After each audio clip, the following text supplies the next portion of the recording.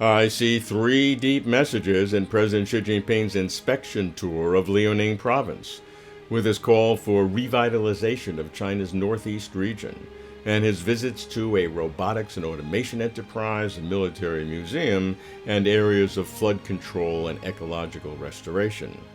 The first deep message is common prosperity. Let's understand the background. China's northeast was the center of New China's original large-scale industrialization, based on the central planning model of the former Soviet Union. While rapid development of heavy industry had initial benefits, China's subsequent reform, market orientation, entrepreneurial companies, and consumerism caused economic decline in Liaoning, and thus the long-term Northeast revitalization strategy in which President Xi just now expressed full confidence. The deep message here is how Xi promoted revitalization in the context of featuring common prosperity and happiness for all, not just a few. Common prosperity is noteworthy because some commentators believe that China has been downplaying common prosperity because of the country's economic slowdown. While there are always modifications to meet real-world conditions, President Xi makes it clear that common prosperity is and will continue to be a priority for him and thus for the country, and let no one doubt it. The second deep message relates to China's growing military strength in general, and perhaps to Taiwan in particular.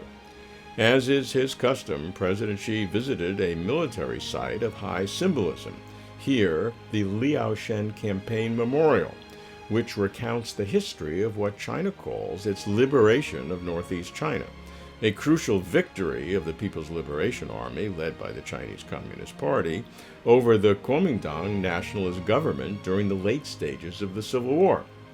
Perhaps a reminder of what happened more than 7 decades ago? Perhaps a reminder that the Civil War has not yet ended.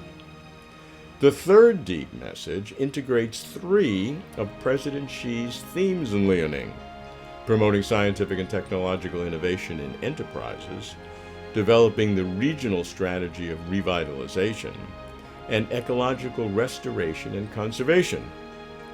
Call the first innovation, the second coordination, and the third green.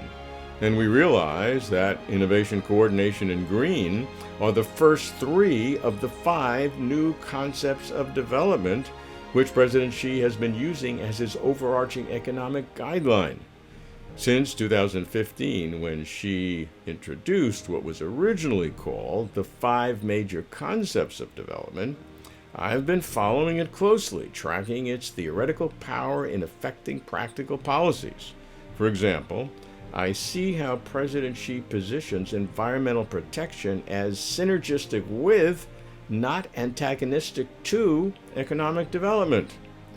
This is why I do not count it as coincidence that during this same week, the lead story on the first page of People's Daily reported Xi's latest article in Choushi, the party's theoretical journal, on implementing the new development concept, which, Xi states, answers a series of theoretical and practical questions about the purpose, driving force, methods, and approaches of high-quality development.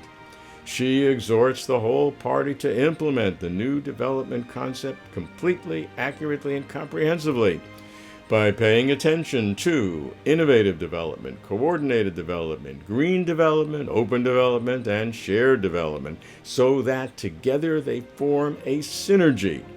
In People's Daily, President Xi writes to stress the theoretical. In Liaoning, he walks to stress the practical. Wherever President Xi goes, whatever he says, we can follow the events and hear the words. But always we look for the deep message. I'm Robert Lawrence Kuhn.